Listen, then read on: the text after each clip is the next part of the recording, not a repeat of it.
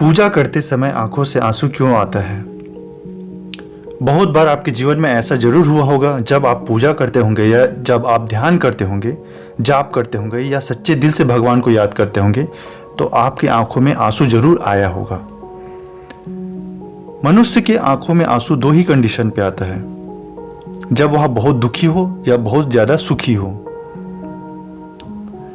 जब हमारे आंखों में आंसू आता है तो हमारे मन को हल्का महसूस होता है, हमारी आत्मा को हल्का महसूस होता है, अर्थात हम आंसू के माध्यम से नकारात्मक मनोवृत्तियों का त्याग करते हैं, नकारात्मक ऊर्जाओं का त्याग करते हैं। इससे हमारे दुखों का नाश होता है, हमारी पीड़ा का नाश होता है। हमारा जो शरीर होता है पंचमहाभूत तत्व से मिलकर बना हुआ होता है और यह सभी तत्व ब्रह्मांड में मौजूद हैं। पूरे ब्रह्मांड का निर्माण ऊर्जा और द्रव्यमान के अणु और परमाणु से मिलकर हुआ है। तो हम और हमारा शरीर ब्रह्मांड से अलग नहीं है, बल्कि इसी में समाहित है। जैसे दो परमाणु द्रव्यमान ऊर्जा से बंधे हुए होते हैं, वैसे ही हमारा शरीर भी बना हुआ है। हमारे शरीर में अग्नि, वायु, जल, पृथ्वी, आकाश के परमाणु आपस में ऊर्जा के माध्यम से जुड़े हुए हैं। हमारे शरीर में पंच तत्व के अलावा बुद्धि और आत्मा भी है। वैसे ही ब्रह्मांड को बनाने वाली पराशक्ति भी है, जिसे हम ईश्वर, भगवान, गॉड इत्यादि नामों से जानते हैं। इस ब्रह्मांड में दो तरह की ऊर्जा उपस्थित है, एक नकारात्मक ऊर्जा और एक सकारात्मक ऊर्जा। वैसे ही हमारे शरीर में इन दोनों ऊर्जाओं का एक साथ समाहित है। हमारे शरीर में भी सकारात्मक और नकारात्मक ऊर्जा निहित है। जब हम पूजा, जाप, ध्यान, साधना करते हैं तो हमारे पंच इंद्रिय बुद्धि का उपयोग करके आत्मा के माध्यम से ऊर्जा को रिलीज करते हैं, जो तरंग के माध्यम से पराशक्ति ईश्वर, भगवान के सकारात्मक तरंगों के साथ जाकर मिल जाती है, जिससे हमारे अंदर खुशी, आनंद, सकारात्मक आभामंडल, सकारात्मक ऊर्जा, चेहरे में चमक उत्पन्न होना, जिससे हमारे समस्या, रोग, दुख, समस्याएं दूर होती हैं और हमारे अंदर नकारात्मक ऊर्जा धीरे धीरे कम होने लग जाती है। धीरे धीरे आंसू के माध्यम से बाहर निकलना शुरू हो जाता है, जिससे हमारी आत्मा, बुद्धि, इंद्रिय निर्मल होने लगती है। ये आत्मा हमारी इंद्रियों, ज्ञान इंद्रियों का शुद्धिकरण होता है और हम उस परमात्मा से जुड़ जाते हैं। उस परमात्मा का सकारात्मक ऊर्जा हमारे अंदर समाहित होते जाता है और हमारे शरीर, आत्मा, बुद्धि का शुद्धिकरण होता है और हम उस परमात्मा से जुड़ते हैं, जिससे परमात्मा हमारे अंदर सकारात्मक संकेत भेजना शुरू कर देता है या हमें परमात्मा से सकारात्मक संकेत मिलना शुरू हो जाता है। लेकिन जब हम किसी मंत्र का जाप करते हैं, उदाहरण के तौर पर गायत्री मंत्र, महामृत्युंजय मंत्र या किसी भगवान का नाम लेते हैं, राम, कृष्ण का नाम बार बार जब लेते हैं, शुद्ध मन से लेते हैं, शुद्ध चित्त स्थिर भाव से लेते हैं, भक्ति पूर्ण लेते हैं, तो यह प्रक्रिया और ज्यादा तेज हो जाता है, क्योंकि मंत्र ऊर्जा का समूह है। मंत्रों की तरंग अधिक मजबूती से परमात्मा के तरंग से जुड़ जाता है, जिससे हमारे आत्मा में प्रकाश बढ़ने लगता है, जो हमारे अंदर आध्यात्मिक ऊर्जा और सकारात्मक ऊर्जा को बढ़ाता है, जिससे अपने इष्ट के प्रति, अपने भगवान के प्रति, अपने गुरु के प्रति, अपने देवी देवताओं के प्रति हमारी श्रद्धा और बढ़ती जाती है, हमारी विश्वास और बढ़ते जाता है, जिससे हमारे इंद्रियों, बुद्धियों का शुद्धिकरण तेजी से होने लगता है, जिसके कारण हम अपने शरीर में फैला हुआ आभा मंडल आभास करने लगते हैं, अशुद्ध इंद्रियों को शुद्ध होते हुए महसूस करते हैं और यह सब आंसू के माध्यम से या इंद्रियों के माध्यम से हमारे शरीर से बाहर निकलते जाता है।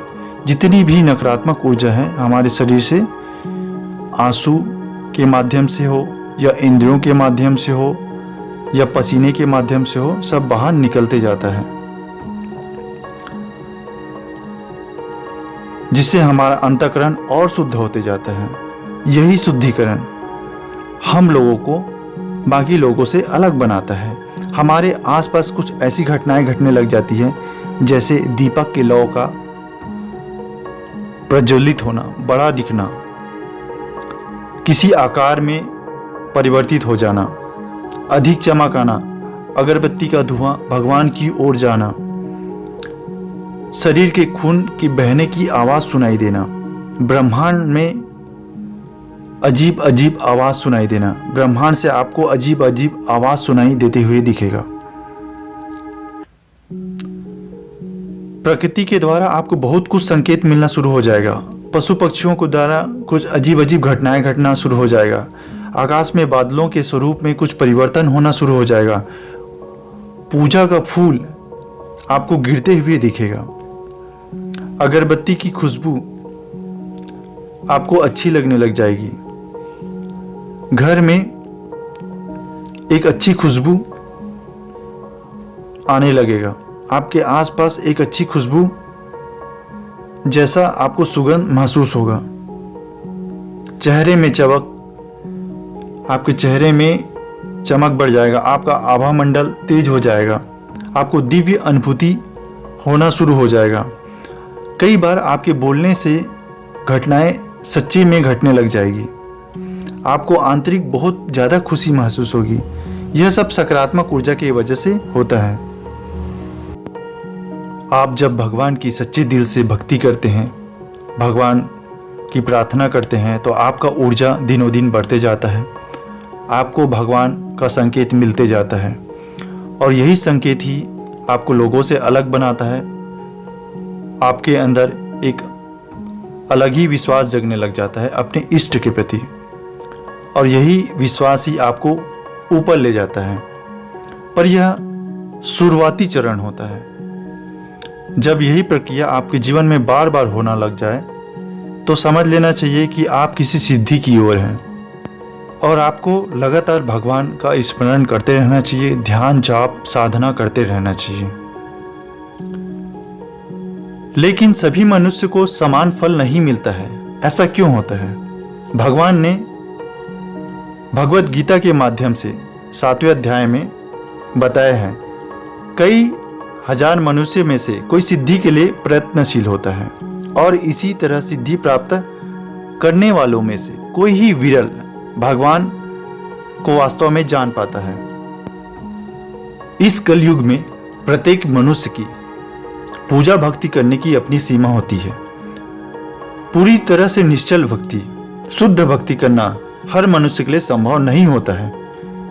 इस कारण आप जितना भक्ति करते हैं, जितना पूजा करते हैं, उसी के अनुरूप आपको सिद्धि मिलता है, आपको उसी के अनुरूप फल मिलता है। लेकिन इसी समय आपका ईश्वर से अच्छा कनेक्शन होता है, क्योंकि आप अपने आत्मा के माध्यम से बार बार ईश्वर को तरंगे भेजते रहते हैं। तो ईश्वर आपकी इच्छा पूर्ति का संकेत देता है। ईश्वर आपका सहयोग भी करता है, आपको सिद्धि प्रत्यक्ष या अप्रत्यक्ष रूप से भी प्रदान करता है। ऐसे समय में आपको अपने इष्ट, अपने आराध्य का अधिक ध्यान करना चाहिए।